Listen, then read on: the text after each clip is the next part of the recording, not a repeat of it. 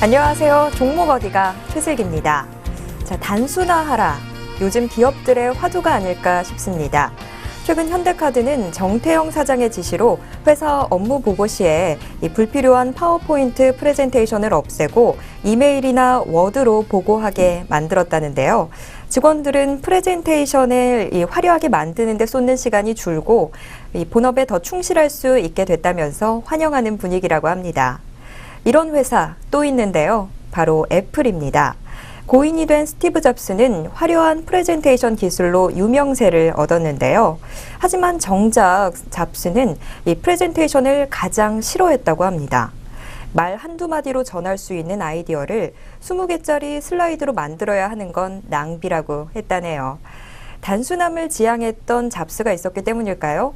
애플의 조직 운영이나 업무 프로세스는 타 기업에 비해서 눈에 띄게 단순한데요. 이런 단순함이 오늘날의 애플을 만든 건 아닐까 싶습니다. 단순함, 말은 단순한데 그런데 정말 단순하게 되는 것, 그건 좀 쉽지 않죠.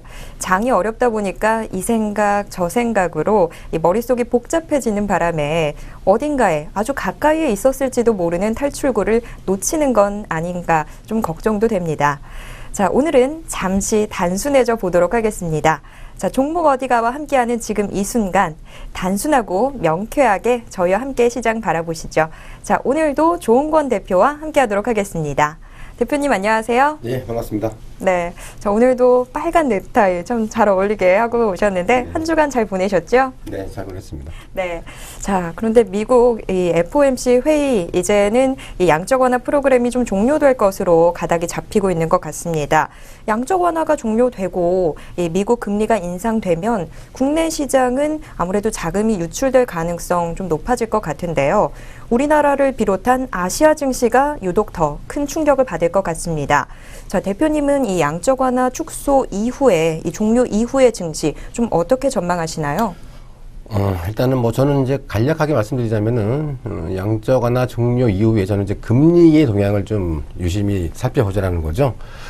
30일이죠? 예, 30일 날 이제 미국의 그 FOMC 이제 양적 완화 이제 종료와 함께 이제 나올 수 있는 말이 바로 이제 양적 완화는 종료가 되었지만서도 상당 기간 그 저금리 기조는 이제 유지를 하겠다. 이제 그게 지금 현재 지금 그 팩트인 것 같은데 그 상당 기간 저금리 기조를 유지하겠다라는 어떤 그런 기대감 발표 그런 그 기대감에 의해서 지금 이제 미국 시장은 한 2주 만에 거의 그 V자 반등이 나왔어요. 이제 국내 이제 유독 우리나라 시장만 그렇게 지금 그 반등을 못했습니다. 자, 이제 오늘은 굉장히 큰 반등이 나왔죠. 이제 오늘 큰 반등이 나왔습니다. 29일이었죠? 네, 그렇죠. 큰 반등이 나왔는데, 이제 저는 이제 이 반등이 어떤 그 현물 시장에 대한 어떤 그 성장 모멘텀에 기인한 이런 반등보다는 이 선물 쪽이죠. 예, 선물 쪽. 오늘 좀 그 쇼커버가 오늘 좀 많이 그 들어왔습니다. 자, 그래서 이제 오늘 이 반등이 추가적인 상승 기조로 좀 이어질 수 있는가에 대해서는 우리가 한 번 더 조금 더 좀 합리적인 좀 고민을 해야 될 것 같고, 자, 이제 그 미국의 그 양적 완화 종료 이후에 이제 우리가 좀 주시할 부분은 바로 이제 금리의 그 인상 여부. 그러니까 어느 시기 때, 자, 어느 때 금리가 인상이 되는가. 자, 그 여부를 우리가 좀, 그 여부에 우리가 좀 그 촉각을 두면서 좀 시장은 대응을 해야 될 것 같은데, 당장 뭐 양적 완화 종료 이후에 그 풀린 돈을 갖다가 당장 그 회수하기보다는요, 제가 보기에는 뭐 금리를 인상을 하더라도 향후 한 2, 3년 뭐 안까지는 뭐 이렇게 굉장히 뭐 급격한 금리 인상보다는 점진적인 금리 인상이 예측이 되어지기 때문에 금리 인상에 대한 우리가 한번 좀 그 여부를 좀 우리가 좀 촉각을 좀 세우자 이렇게 말씀을 드리겠습니다. 네, 그렇다면 이 양적 완화 종료 이후에는 금리 인상에 좀 맞춰서 전략을 같이 좀 수립하는 편이 좋겠다. 이렇게 좀 결론을 내려볼 수 있을 것 같습니다. 자, 처음에 좀 쉽게 장을 바라보자라고 말씀을 드렸지만 이렇게 또 따져볼 게 참 많습니다. 그래도 지금 나왔던 이야기 좀 간략하게 얘기를 해보면 결국에는 금리 이 부분에 좀 포인트 맞춰보시면 될 것 같습니다. 자, 어려운 장을 쉽게 극복하는 방법, 좋은 종목을 붙잡는 게 뭐니 해도 제일 좋겠죠. 자, 오늘도 좋은 종목 함께 소개받아 보도록 하겠습니다. 자, 저희는 잠시 후 내 종목 어디가로 뵙겠습니다.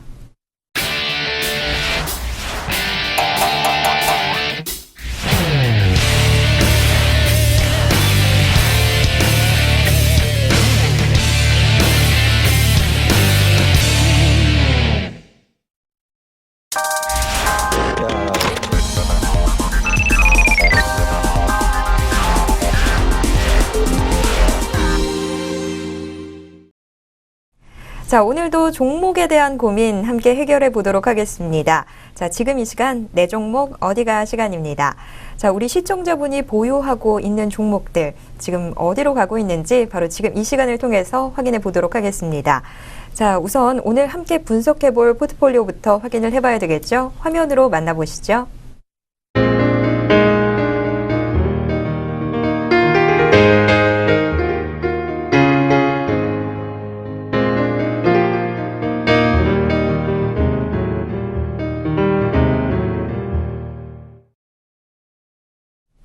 네, 네 종목 담겨있는 포트폴리오입니다.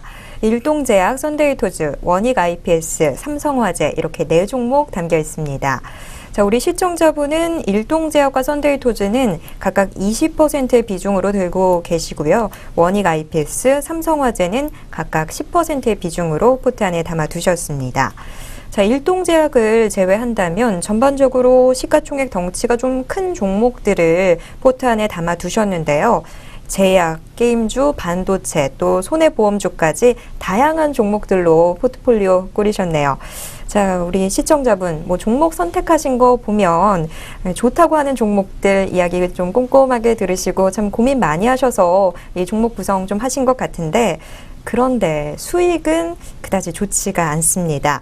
삼성화재 제외한다면 지금 뚜렷하게 수익을 내고 있는 종목은 없는 상황인데요. 자, 우리 조 대표님은 이 포트폴리오 어떻게 보셨는지 좀 궁금한데요. 자, 일단은 종목들은 그래도 좀 탄탄하게 꾸리신 것 같은데 수익이 좀 좋지 못합니다. 이 포트폴리오 문제가 뭐였을까요? 이제 그 타이밍이겠죠. 예. 들어가는 이제 타이밍이 다소 좀 높지 않았나 그렇게 이제 생각이 되는데, 전체적으로 이제 포트 자체는 굉장히 좋은 양호한 편이라고 저는 이제 보고 있어요. 대신 이제 들어가는 이제 가격대가 좀 높게 들어갔다, 이제 그런 부분들은 약간 우리가 좀 점검을 해볼 필요성이 있는 것 같지만은, 전체적으로 한 포트 한 점수를 주겠다면 한 8.5점 정도는 제가 주고 싶습니다.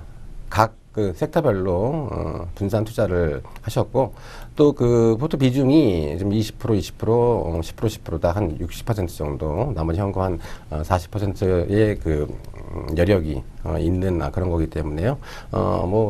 무난한 포트다 이렇게 말씀드릴게요. 네, 정말 포트 구성만 보면 굉장히 공들였다라는 그렇죠. 게 참 네. 잘 느껴지는 포트입니다. 그런 만큼 점수도 좀 후하게 받았습니다. 10점 만점이라고 친다면 8.5점을 받을 수 있는 포트라는 평가 받았는데요.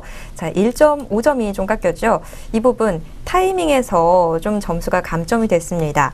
참 이 좋은 종목을 갖는 것만큼 제대로 된 타이밍에 들어가는 것도 참 중요한데요. 그 부분이 조금 아쉬운 포트폴리오였습니다. 자, 그런데 이제 한 종목 한 종목씩 살펴보면서 이 아쉬웠던 부분 저희가 꽉꽉 채워드리도록 하겠습니다. 자, 이제 본격적으로 이 포트폴리오 안에 담겨있는 종목들 하나씩 확인해 보도록 하겠습니다. 자, 첫 번째로 살펴볼 종목, 손해가 나고 있는 종목입니다. 일동제약 살펴보도록 하겠습니다. 자, 일동제약. 제약업종 중에서 그래도 비교적 이름 친숙한 그런 종목이죠. 일동제약 이름 듣고 잠시 갸웃하더라도 그래도 아로나민 들으면 그거 하실 겁니다. 자, 종합 비타민제 아로나민으로 유명한 일동제약, 우리 시청자분은 16,000원에 매수하셨습니다. 10월 29일 종가 기준 일동제약은 15,700원 기록했습니다. 제약주들 업황 예전만 못한데요. 친한 친구 한 명이 제약회사를 좀 다니고 있어서 종종 이야기를 듣게 되는데 참 힘들다라는 이야기 자주 합니다. 자, 대표님, 이 최근 제약업종이 이 업황이 어떤지부터 이야기 좀 해주시죠. 네, 말씀하신 것처럼요. 일단은 의약품 시장 쪽이 이제 전반적으로 좀 그닥 좋지가 않는 상황이에요. 일단은 이제 시장 침체가 지속적으로 지금 이루어지고 있는 그런 상황이기 때문에 신약 개발이나 신제품 출시가 지금 상당히 좀 버거운 그런 상황이죠. 자, 이제 국내 일반 의약품 시장이 좀 쇠퇴기를 이제 겪은 하나의 사건이 있었는데, 이제 그게 바로 이제 2000년에 의약분업 실시 이후에 병원 문턱이 굉장히 좀 낮아지면서 의약품 시장이 좀 쇠퇴하기 시작을 했어요.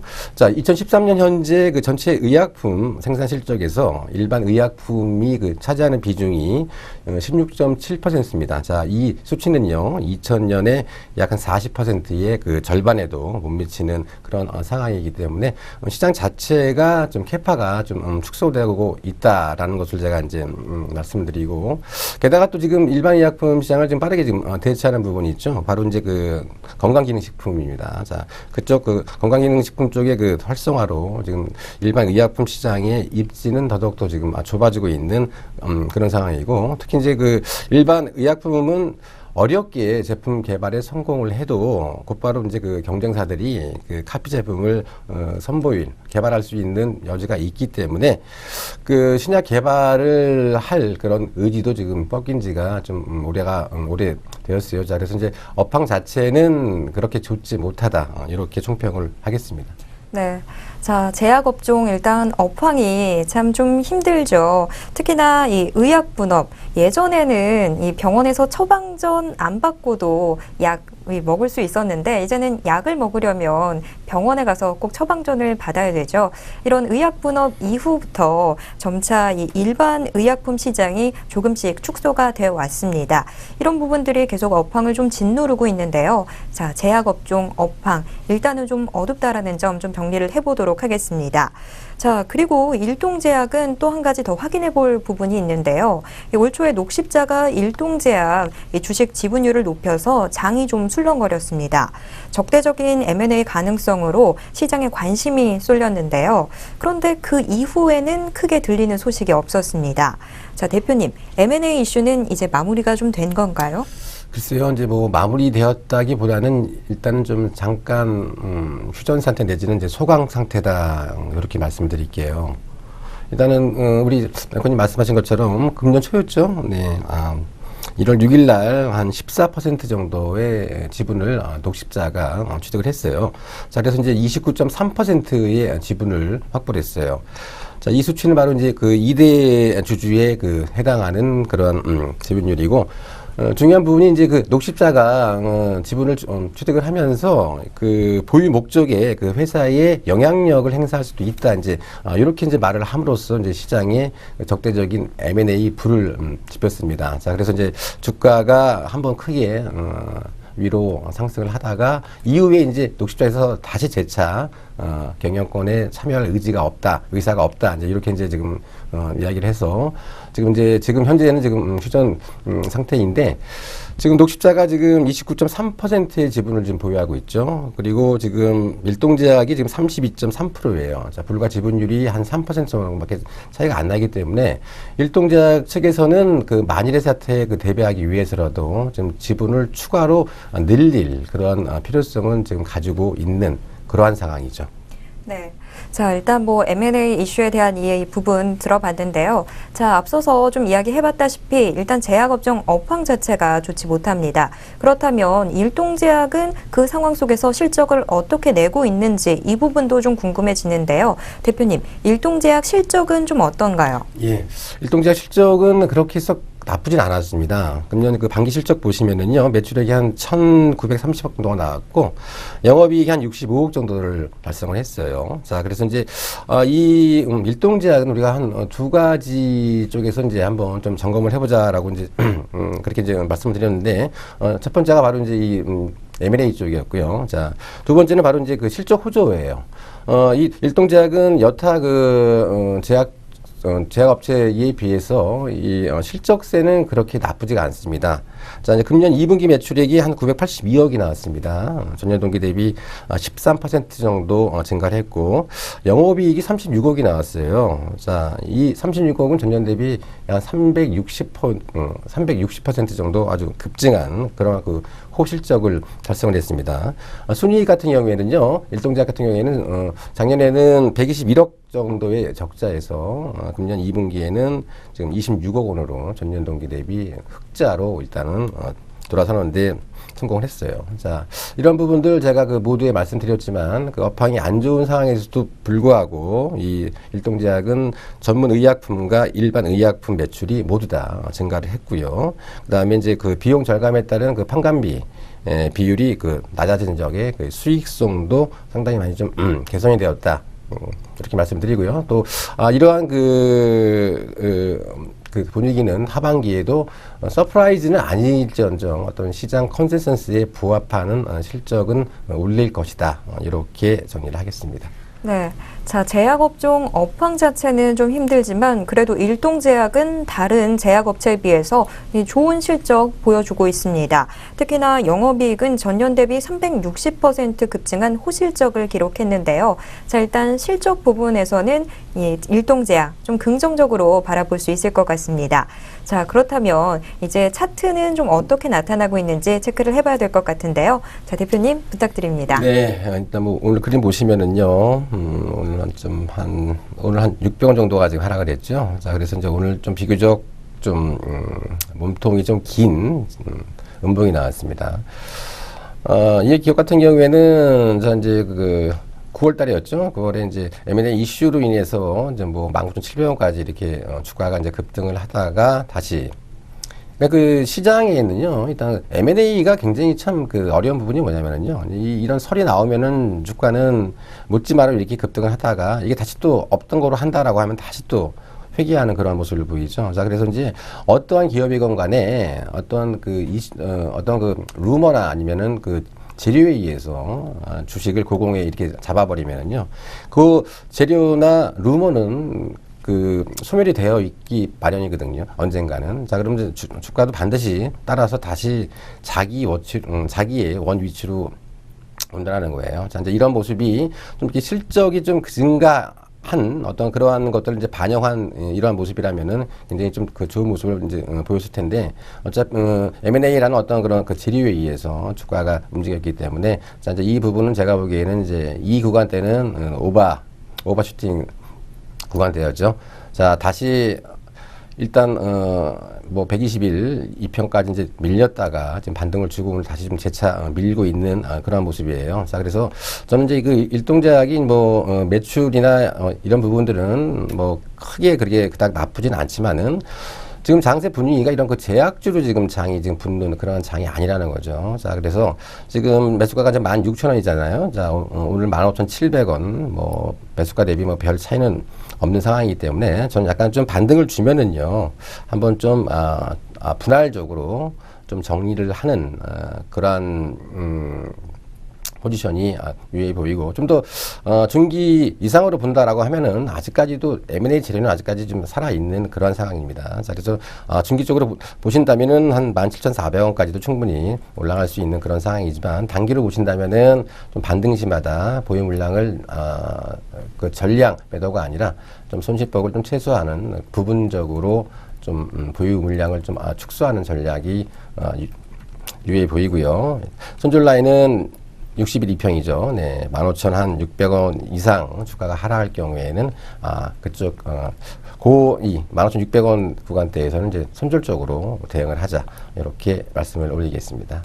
네. 자, 일동제약 차트 함께 확인해 봤습니다. 자, 우리 시청자분의 매수가는 16,000원이었고 비중 20%였습니다. 그런데 10월 29일 일동제약 600원 하락하면서 15,700원 선에서 좀 움직이는 모습 나타났는데요. 자, 일단 뭐 M&A 이슈가 아직까지도 좀 주가에 영향을 미치고 있는 것으로 보입니다. 단기적으로 본다면 부분적으로 보유 물량 축소해 나가시는 편이 좋을 것 같은데요. 중기적으로 바라본다면 목표가 17,400원으로 제시해 드리도록 하겠습니다. 자, 손절 대응은 15,600원 선에서 하는 전략 추천드리겠습니다. 자, 첫 번째 종목 일동제약 분석해 봤습니다. 두 번째 종목 알아볼까요? 두 번째 종목은 썬데이토즈입니다. 우선 우리 시청자분의 매매 정보 잠시 체크해 보도록 하겠습니다. 매수가는 22,000원이었습니다. 썬데이토즈 10월 29일 종가 기준 21,100원 기록했습니다. 자, 이 종목도 굉장히 친숙한 종목이죠. 대한민국이 한때 참 하트로 뒤덮였던 적이 있습니다. 좀 낭만적으로 들리는데 바로 애니팡 덕분이었습니다. 이 애니팡, 썬데이토즈가 내놓은 게임인데요. 이 게임 잘 안 하시던 분들도 애니팡만큼은 한 번쯤은 해보셨을 것 같습니다.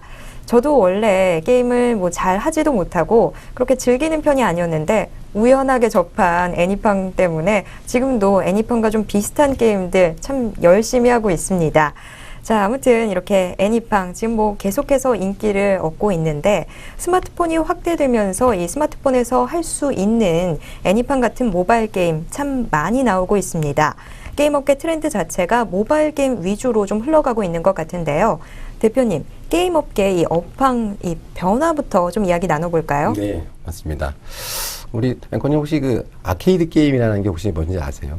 아케이드 게임은 정확하게 모르겠지만 예전에 크레이지 아케이드라고 그 게임이 좀 많이 인기를 끌었던 게 생각이 나는데 이 컴퓨터에서 좀 주로 하는 그런 게임 아닌가요?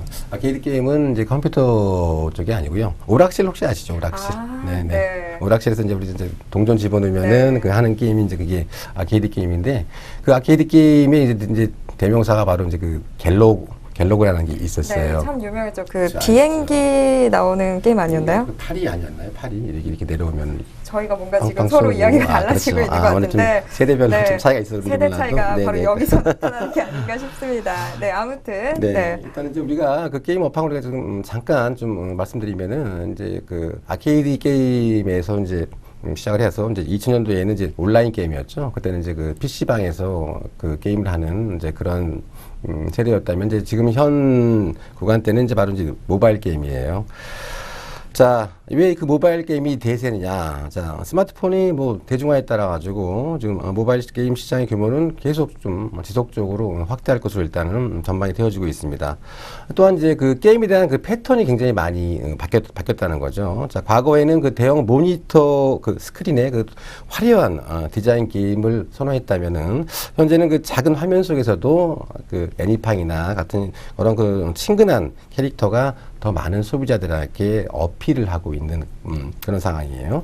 자, 이제 이런 그 소비자들의 그 행동 변화보다 더 중요한 부분이 있습니다. 자, 바로 이제 그 부분이 바로 그 해외 시장의 그 확대인데요.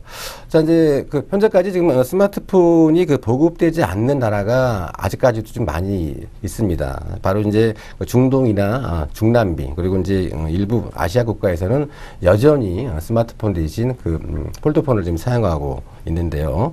자, 이제 이런 나라들의 어떤 그 통신 그 시장이 그 우리나라 그 수준으로 이렇게 발전할 경우에 아주 그 스마트폰 시장은 아주 폭발적인 시장 확대로 인해서 그 모바일 게임에 대한 수요는 꾸준하게 지속될 것으로 일단 전망이 되어지고 있기 때문에 자, 이 썬데이 토즈 같은 경우에는 그 우리 앞서서 말씀드린 그 일동제약 그 제약 업황과 전혀 반대되는 업황이 상당히 더 진화가 되고 넓어질 수 있는 그러한 시장 규모를 가졌다. 이렇게 정리를 해드리겠습니다.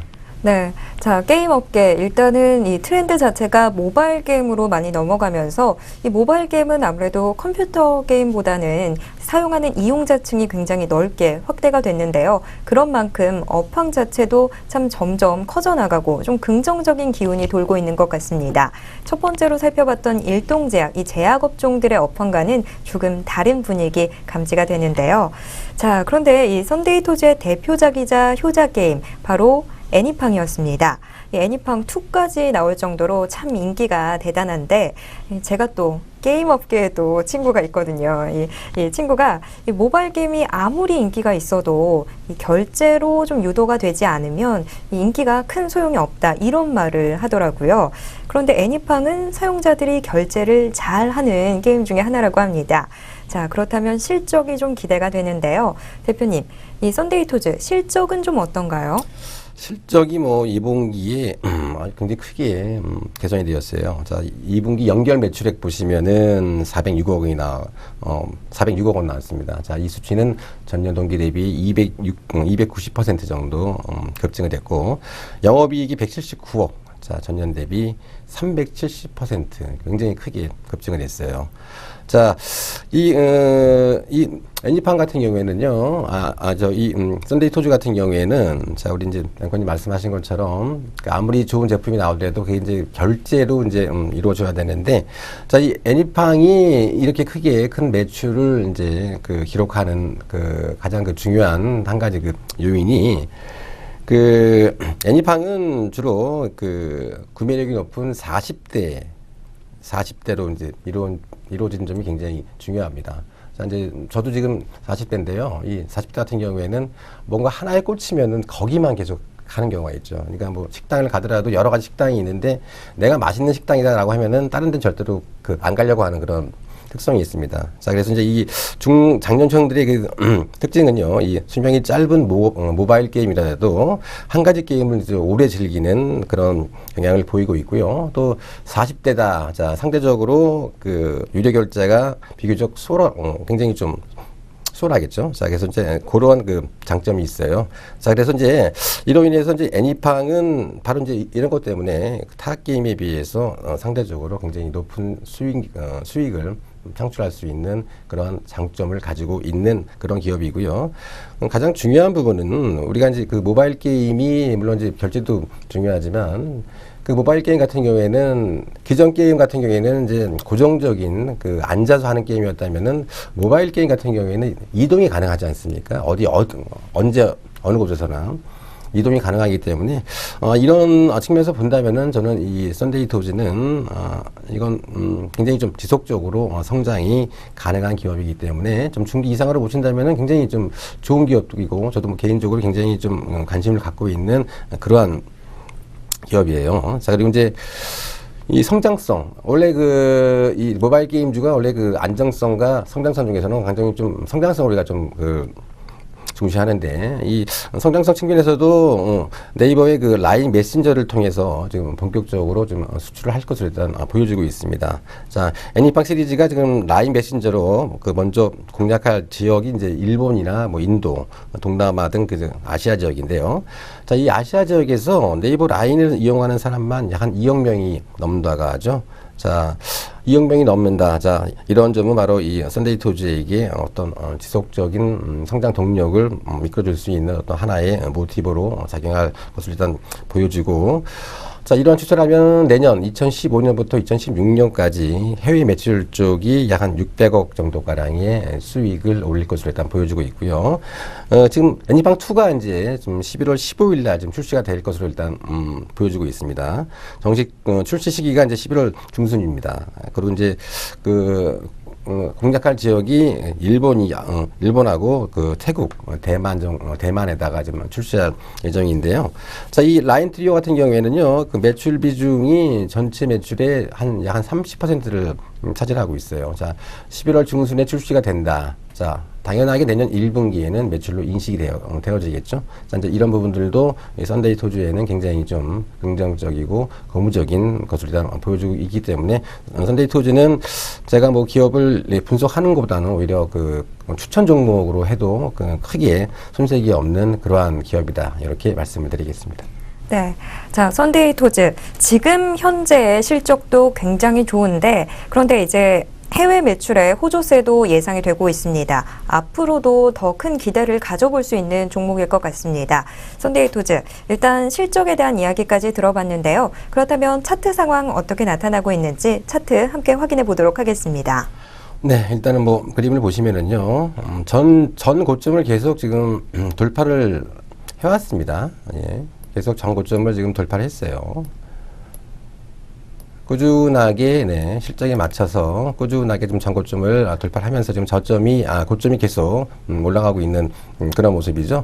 자, 요 근래에 지금 20일 이평선을 빼고 지금 60일 근접 한 이후에 다시 이제 재반등을 하고 있는데, 자, 이제 저는 이제 누누이 말씀을 드리지만, 자, 이러한 기업들은요, 어떤 뭐 캔들이 음봉 났다, 양봉 났다, 이제 이런 단기적인 대응보다는요, 자, 이 썬데이 토즈의 향후 성장성을 우리가 좀 감안한다면은, 자, 이제 현 구간대에서는 내 주식이 지금 어느 위치에 있다. 자, 이 위치는요, 계속 올라가고 있는 그런 위치예요. 자, 한번 쉬었습니다. 다시 일보 후퇴를 위한, 2보 전진을 위한 일보 후퇴 구간대로 일단 보시면 되는 거니까요. 자, 이제 이런 기업들은 뭐 차트로 해서 뭐 내일 이렇게 단기적인 대응 전략보다는요, 중기 이상으로 좀 성장성을 우리가 좀 감안을 하시면은 중기 쪽으로 가져가시면은 충분히 뭐 시장 수익률 이상을 나올 수 있는 그런 기업이에요. 자, 그래서 이제 저는 이 단가에서는 뭐 매도를 하자 뭐 이런 의미보다는요 큰 의미는 없고, 저는 이제 단기로 봐서는 전 고점대죠. 그냥 23,000원 만약에 이제 돌파하지 못할 경우에는 한번 잘랐다가 다시 한번 보는 경우도 있겠지만은, 자, 저는 이제 뭐 이런 것도 또 이런 기업들은 항상 중기를 보시니까요. 중기 이상으로 이제 본다면은 뭐 충분히 신고가가 나올 수 있는 그러한 업력이 있는 그런 기업이에요. 자, 그래서 이제 중기를 보신다면 한 25,000원까지 충분히 갈 수가 있고요. 손절을 굳이 하신다라고 하면 60일 입형되죠. 네.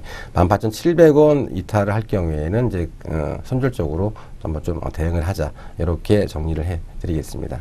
네. 자, 두 번째 종목 썬데이토즈. 우리 시청자분은 22,000원에 매수를 하셨는데요. 자, 이 종목, 뭐 지금 현재도 참 뭐 종목 자체는 좋습니다만 앞으로의 성장성도 더 주목해 볼 필요가 있기 때문에 이 중기 이상을 좀 목표가로 제시를 해 드리도록 하겠습니다. 중기 이상 바라보시는 분들 25,000원의 목표가 제시해 드리도록 하겠습니다. 자, 손절 대응은 18,700원 선에서 하시면 되겠습니다. 자, 두 번째 종목 썬데이토즈까지 확인을 해봤는데요. 자, 썬데이토즈 워낙에 좀 좋은 종목이다 보니까 이야기가 좀 길어진 것 같습니다. 세 번째 종목부터는 좀 빠르게 가보도록 하겠습니다. 자, 세 번째 종목 원익 IPS입니다. 원익 IPS 반도체 장비의 대장주인데요. 우리 시청자분 참 큰 종목, 좀 잘 알려진 종목들 선호하시는 것 같습니다. 자, 원익 IPS 우리 시청자분은 13,500원에서 이 종목 잡으셨습니다. 원익 IPS는 10월 29일 종가 기준 13,300원 기록했습니다. 자, 원익 IPS뿐만이 아니라 IT 장비 업종이 참 잔인한 상반기를 보냈습니다. 하지만 하반기에는 기대해봐도 좋겠다라는 이야기들 들려오고 있는데요. 사상 최고 실적을 내고 있는 SK 하이닉스가 내년에 투자액을 더 늘릴 것이라고 이 계획을 발표하는 등 IT 부문의 설비 투자 확대로 4분기 이 장비 발주 모멘텀이 본격화될 것으로 보이고 있습니다. IT 장비주들 다시 한번 꼼꼼히 살펴봐야 될 때가 온 것 같은데요. 자, 일단 업황부터 좀 함께 체크해 보도록 하겠습니다. 자, 대표님, 업황 설명 좀 해주시죠. 네, 맞습니다. 예. 상반기 참 부진했죠. 네, 많이 힘들었습니다만 이제 하반기하고 이제 2015년이죠. 예. 하반기와 이제 2015년에는 이제 본격적인 업황 회복세가 예상이 되어지고 있어요. 자, 방금 말씀하신 것처럼 SK 하이닉스를 비롯해서 이제 금년 4분기에는 이제 삼성전자가 이제 17라인 DRAM 증설을 시작을 해서 이제 반도체 투자 모멘텀이 본격화될 것으로 일단 우리가 예측을 하고 있죠. 자, 2015년 상반기에 또 2015년 상반기에도 좀 삼성전자의 그 중국 시안 V낸드 2차 등 다수의 반도체 투자가 지금 연속적으로 진행이 될 전망이기 때문에 업황 자체는 굉장히 좋고요. 며칠 전에 보고서에 보니까는요, 하반기부터는 이제 전방산업인 IT 부분의 어떤 설비 투자 확대로 인해서 이제 4분기에는 이제 장비 발주 모멘텀의 어떤 본격화로 바로 이제 대규모 장비 수주가 1년 이상 지속되는 빅사이클 진입도 우리가 이제 조심스럽게 기대할 수 있기 때문에 업황 자체는 너무 힘들었던 부분이 이제 서서히 퍼지고 있다. 이렇게 말씀드리겠습니다. 네. 자, 일단 뭐 업황 좀 짓눌려 있었는데 이제는 슬슬 피어나는 시기 돌아올 것 같습니다. 자, 그런데 원익 IPS는 삼성전자에 치우쳐 있는 이 매출 비중이 늘 단점으로 꼽혀왔는데요. 해외 매출처를 다변화했다라는 소식 들려오고 있습니다. 대표님, 이 부분 좀 자세하게 설명해 주시죠. 네, 맞습니다. 네.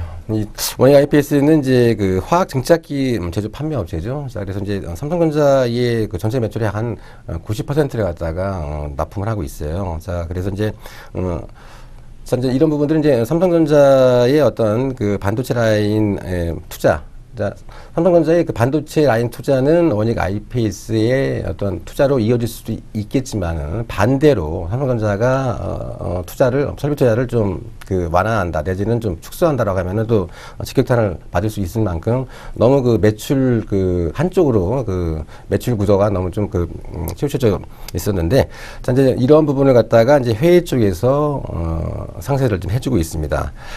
자, 이제 그 미국 반도체 기업이죠. 이 바로 이제 글로벌 파운드리사와 좀 장비 공급 계약을 체결했습니다. 자, 그래서 이제 삼성전자의 그 매출 비중이 높은 단점을 요번에 굉장히 그 보완한 점은 굉장히 좀 그 매출 다각화에 좀 기여할 것으로 일단 우리가 보여주고 있고요. 그 원익 IPS가 이제 일시적 수주 공백이 2분기에 있었어요. 자, 그때는 워낙 그 업황 자체가 안 좋습니다만, 자, 2분기를 기점으로 해서 일단 실적이 점진적으로 회복될 것으로 일단 보여지고 있습니다. 자, 삼성전자의 그 지속되는 그 3낸드 투자와 17라인 DRAM 증설로 금년 3분기 예상 매출액이 굉장히 좀 크게, 그러니까 예상 매출액이지만 한 1,400억 정도, 영업이익이 한 250억 정도로 전년 대비 각각 한 32%하고 한 100%가 넘는 그런 호실적을 전망이 되어지고 있기 때문에 실질적인 측면에서도 원익 IPS는 좀 더 우리가 그 매수 쪽으로 가담을 하고요. 업황 자체도 워낙 안 좋았던 업황이 조금씩 나아지고 있는 그런 모습을 보여주고 있기 때문에 원익 IPS 역시도 좀 유심하게 좀 관심 있게 지켜볼 수 있는 그런 업체다, 이렇게 말씀드리겠습니다. 네.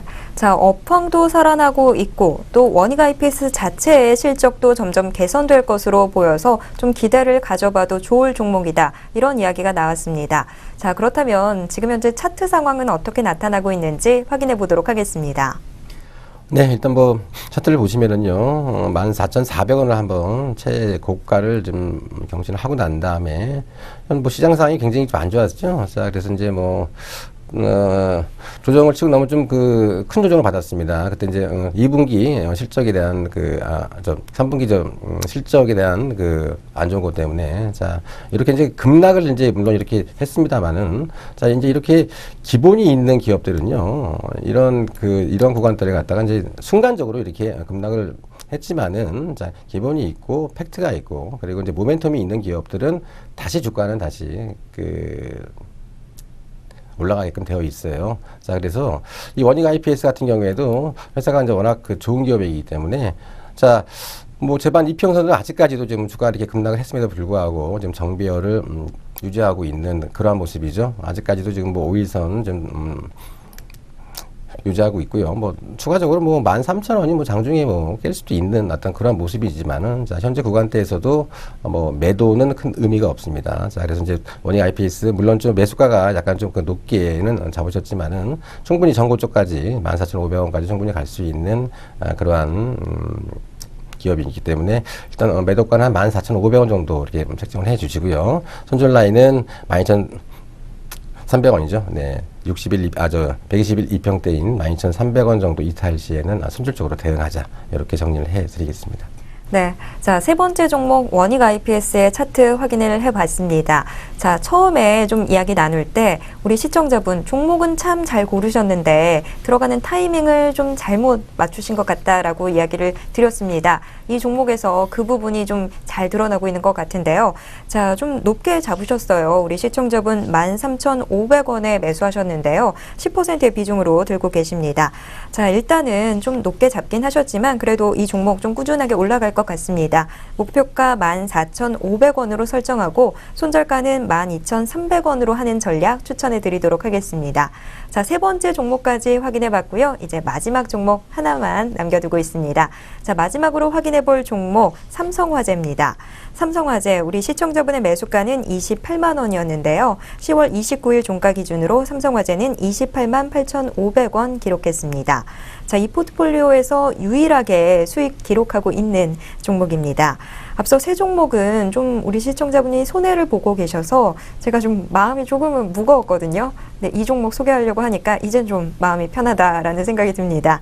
자, 아무튼 이 종목 일단은 수익을 내고 있는데, 자, 그렇다면 어느 정도 선을 좀 목표가로 설정하는 게 좋을지 이 부분 좀 궁금해지실 것 같아요. 자, 함께 그 답을 찾아보도록 하겠습니다. 자, 요즘 손해보험주들 좀 간간히 뭐 각 증권사별 추천 종목으로 제시가 되던데요. 손보주들 업황이 좀 어떤가요? 네, 일단 손보주 업황 같은 경우에는요, 일단 우리가 좀 그 분기별로 전체적으로 이제 우리가 뭉뚱그리지 말고요, 좀 분기별로 일단 보시면은 분기별로 이제 한 4분기는 중장기 관점에서는 좀 저점 매수 전략으로 이제 대응하는 게 바람직해 보입니다. 자, 이제 물론 그 IBNR이라고 하죠. 그 미보고 발생 손해액의 어떤 추가 적립 이슈와 그리고 이제 그 자동차 보험의 그 손해율의 어떤 더딘 개선세 이런 것들이 따라서 이제 이 모멘텀이 그 다소 둔화는 되기는 했습니다만은 자 이제 그 해외 그 보험사와 우리가 좀 비교할 경우에 그 국내 우리 그 손보사 그 업체들은 굉장히 좀 많이 좀 그 저평가되어 있다는 겁니다. 자 이제 이론 ROE나 아니면 PBR 대비 약 한 30% 정도가 저평가되어 있어요. 생보사는 저평가가 되어 있지가 않는데 유독 손보사 같은 경우에는 그 해외 보험사에 대비해서 지금 저평가되어 있는 그런 모습이기 때문에 전체적으로 어떤 공격적인 어떤 그 대응보다는요 좀 기다리는 전략, 저점에서 좀 빠지면은 좀 물량을 저점으로 좀 그 확보하는 이러한 전략으로 한번 손보주를 한번 공략을 해보는 것도 유의해 보인다 이렇게 정리하겠습니다. 네. 자, 일단 손보주들의 업황 이야기를 좀 들어봤습니다. 저점에서 좀 물량 붙여가는 전략 좀 다시 한번 생각을 해 보셔야 될 것 같습니다.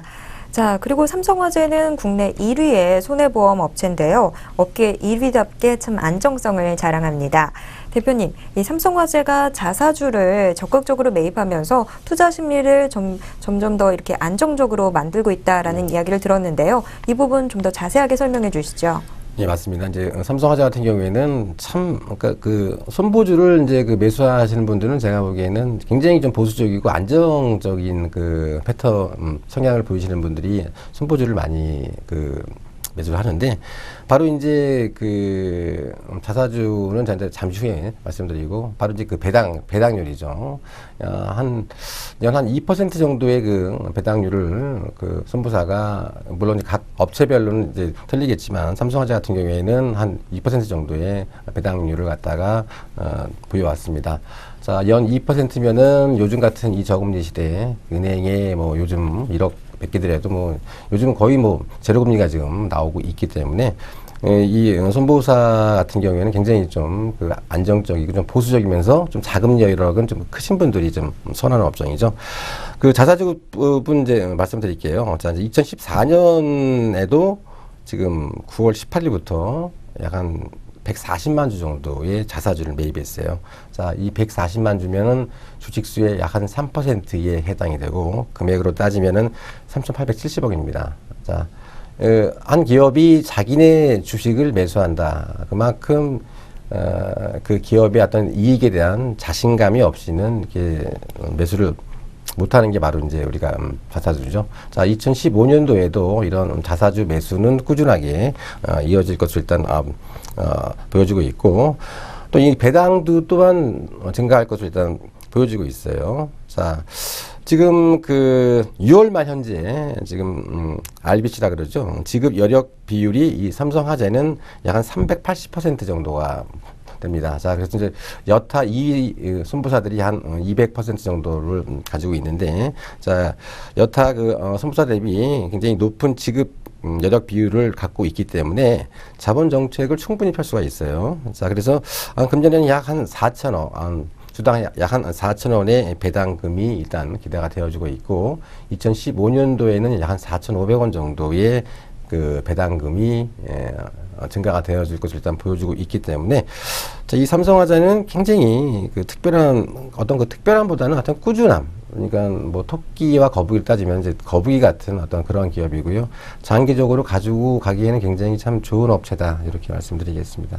네, 자, 삼성화재 참 꾸준함이 돋보이는 기업이라는 이야기가 나왔는데 주가에서도 좀 꾸준한 모습 눈에 띕니다. 자, 삼성화재 좀 지금 현재 어떤 흐름 나타나고 있는지 차트 확인해 보도록 하겠습니다. 네, 일단 뭐 차트를 보시면은요, 네, 참 이 삼성화재를 이제 그 보유하고 계신 분들은 이 마음고생이 그렇게 심하지 않습니다. 다른 여타 기업들에 비해서. 물론 이제 한 번에 어떤 그런 임팩트는 물론 이제 나올 수가 있겠습니다만은 자, 60일 2편까지 한번 쑥 밀었죠. 예. 2014년 9월 달에 한번 밀고 난 이후에 뭐 소리소문 없이 스텝 바이 스텝으로 천천히 이렇게 올라가고 있는 모습이죠. 자, 재반 이평선들 다 다시 정비율로 지금 회복이 됐습니다. 자, 5일선 계속 좀 따라가고 있죠. 자, 상당히 안정적인 그런 기업이기 때문에 이런 그 삼성화재나 이런 선부주 같은 경우에는 어떤 그 단기적인 이런 접근보다는요, 중기 이상으로 접근하시는 방법이 가장 수익률 향상에도 이제 도움이 많이 저는 된다 이렇게 생각이 들어요. 자, 매도가 중기 이상을 보신다면은, 예, 33만 원, 30만 원 이상 충분히, 33만 원까지 충분히 갈 수 있는, 그러한 기업이고요. 자, 손절 라인은 이 61이평이죠. 예, 27만 원 정도, 요 정도 이제 하락할 경우에는 손절 쪽으로 대응을 하자, 이렇게 정리하겠습니다. 네. 자, 삼성화재 참 꾸준함이 돋보이는 그런 종목인데 이런 종목은 좀 넣어놓고 좀 내가 넣어놨다는 사실 잊어버리는 것도 좋을 것 같습니다. 좀 그만큼 꾸준하게 오르기 때문에 일단 넣어놓고 좀 안심하고 있는 것도 하나의 투자 전략이 될 것 같은데요. 자, 일단 중기 이상 목표가 33만 원으로 제시해 드리도록 하겠습니다. 그리고 손절가는 27만 원 선에서 설정해 보겠습니다. 자, 이렇게 지금 포트 안에 담겨 있는 종목들 모두 다 확인을 해봤습니다. 자, 좋은 종목 찾는 일 참 쉽지 않은데요. 제가 오늘 종목 어디가 문을 열면서 단순해지자라고 이야기를 말씀을 드렸습니다. 자, 그런데 종목 찾을 때면 참 이 생각 저 생각 많은 생각 드는데요. 하지만 저희는 단순해질 수 있습니다. 대표님이 함께 하시니까 좋은 종목 그냥 추천해 주는 대로 그 종목만 좀 보면 될 것 같은데, 자, 대표님 오늘은 어떤 좋은 종목 소개해 주실 건가요? 네, 오늘은 그 이제 신규 종목으로 이제 그 아비스타라는 종목을 한번 가지고 왔습니다. 네, 아비스타. 저는 좀 처음 듣는 종목이거든요. 왜 이 종목 들고 오셨는지 좀 이유 좀 말씀해 주시죠. 예, 일단 그 아비스타 같은 경우에는 이제 세 가지 측면에서 한번 좀 초점을 맞출 필요가 있을 것 같은데요. 일단은 이제 첫 번째가 이제 국내 법인 적자 사업부 정리에 따라서 이제 외주 가공비 절감 효과가 일단 기대가 되어지고 있고, 그리고 이제 두 번째가 이제 중국 법인의 매출 확대가 예상이 되어집니다. 마지막으로 합작사와 그 첫 브랜드 런칭에 의한 그 턴 어라운드가 예상이 되어지고 있다. 자, 이렇게 간략하게 세 가지 측면에서 말씀을 드리겠습니다. 네. 자, 일단 투자 포인트는 들어봤는데 이 종목이 어떤 종목인지, 그래서 이 투자 포인트가 도대체 어떻게 연결이 되는지 이야기 좀 들어봐야 될 것 같습니다. 예, 맞습니다.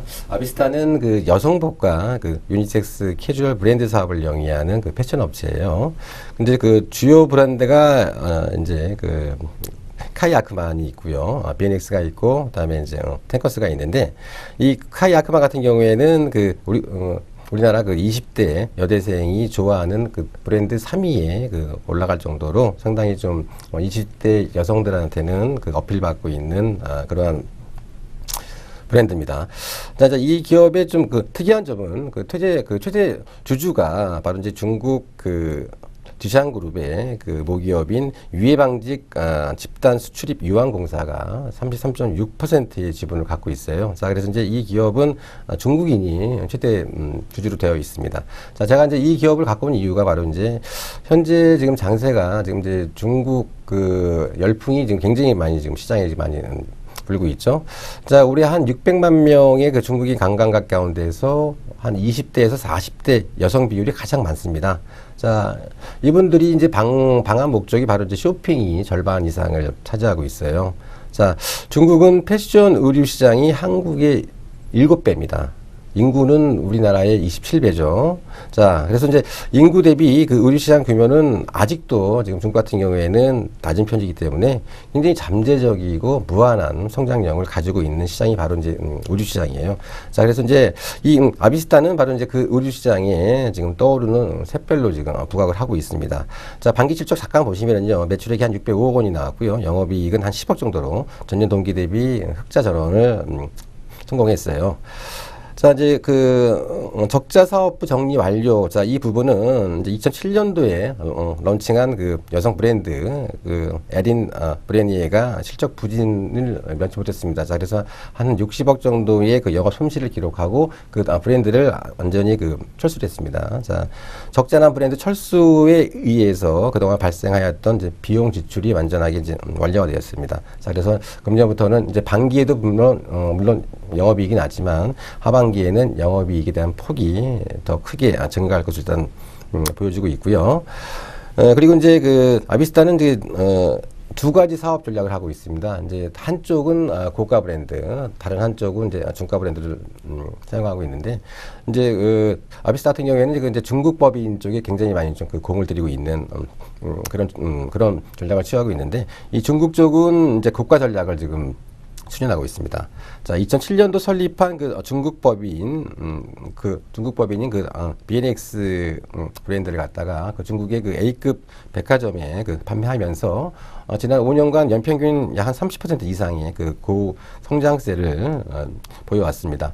자, 이제 중국은 그 한국에 비해서요, 그 백화점 그 판매 가격이 한국보다 약 한 1.2배 정도 높은 반면에 그 백화점도 수수료는 약 한 4~5% 정도 낮기 때문에 수익성이 굉장히 높습니다. 그리고 이제 현지 생산 비중이 약 한 80% 정도를 차지하기 때문에 제조 원가 측면에서 굉장히 절감 효과도 좀 가져올 수가 있고요. 자, 그 밖에 여러 가지가 있는데, 시간 관계상, 한마디로 이제 총평하자면은요. 자, 이제 이 기업은 장기적으로 이제 그 매출 성장을 이룰 수 있는 그 밑그림을 가진 기업이다. 자, 그래서 한번 좀, 중기적 내지는 단기적으로도 한번 좀 매수에 가담을 하자. 이렇게 말씀드리겠습니다.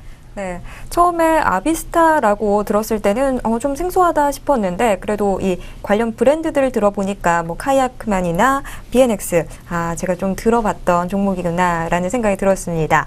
자, 아비스타 최근 들어서 국내 시장에서 중국 시장과 연계가 있는 종목들을 주목해야 된다라는 이야기 나오고 있는데 아비스타도 역시 중국 시장과 관련해서 좀 더 주목을 해보셔야 될 것 같습니다. 자, 오늘은 저희가 아비스타를 소개를 받아봤는데 그렇다면 지금 차트 상황 어떻게 나타나고 있는지 또 어떤 매매 전략 갖고 접근해야 하는지 확인해 보도록 하겠습니다. 네, 일단 차트를 보시면은요. 자, 오늘 좀 장중에 한 4% 이상 좀 빠졌습니다. 이제 빠졌다가 오늘 종가에 좀 주가를 많이 좀 당겨놨죠. 예. 돌지 모양 이제 밑골이 달린 십자 모양이 지금 나와 있는데, 자, 이제 이 기업은 9,200원대 지금 주가가 좀 수직으로 지금 7,400원까지 급락을 했습니다. 자, 이 급락한 부분은 바로 이제 BW였죠. 예, 4,000원, 4점 몇백 원짜리 이제 BW가 이제 출하가 되면서 BW 물량 출회로 인한 이제 주가 하락 이후에 지금 이제 다시 좀 시장에서 지금 주목받고 있는 부분이 바로 이제 그 실적 모멘텀이죠. 네, 실적 모멘텀에다가 중국과 좀 잘 맞고 있는 그런 상황이기 때문에, 자, 저는 이제 아비스타 같은 경우에는요, 현 가격대에서는 적극적으로 좀 공략을 하자, 이렇게 말씀을 드리겠습니다. 일단은 매수 가격은 지금 오늘 7,830원인데요. 자, 7,800원 밑에. 자, 이제 또 주식은요, 좀 이 호가 공백 차이가 좀 다른 기업에서 조금 좀 차이가 납니다. 자, 그래서 이제 소량으로 이제 주가가 좀 흔들림이 있는데, 7,800원 밑에서는 충분히 열려있는 그러한 자리이기 때문에, 자, 매수가는 7,800원 밑에서는 차근차근 주식을 모으는 전략으로 대응을 하시고요. 자, 매도가는 단기적으로 8,500원 내진 제시해드리고, 중기는 좀 충분히 여기 공이 하나 더 붙는 10,000원 이상은 충분히 갈 수 있는 그런 기업이기 때문에, 자, 단기적으로 이제 접근하시는 분들은 한 8,500원에서 한번 매도를 해 주신 것도 유의해 보이지만, 중기 이상으로 보시는 분들은 10,000원까지 한번 기다려봐도 충분히 상승할 수 있는 그러한 모멘텀을 갖고 있는 그러한 기업이에요. 자, 손절 라인은 좀 더 길게 잡았습니다. 7,500원 하향 이탈주에는 선절적으로 대응하자, 이렇게 정리하겠습니다. 네, 자, 저희가 오늘 소개받은 아비스타 일단 매수는 7,800원 선에서 좀 물량 모아가시면 될 것 같습니다. 자, 단기적인 목표가는 8,500원 선으로 제시해드리겠고요. 중기적인 목표가 10,000원으로 제시해드립니다. 자, 손절 대응은 7,500원 선으로 조금 타이트하게 잡아보도록 하겠습니다. 자, 오늘 신규 종목으로 아비스타 추천 받아봤습니다. 내가 보유하고 있는 종목들 지금 현재 어디로 가고 있는지 확인해봤던 지금 이 시간 내 종목 어디가 시간이었습니다.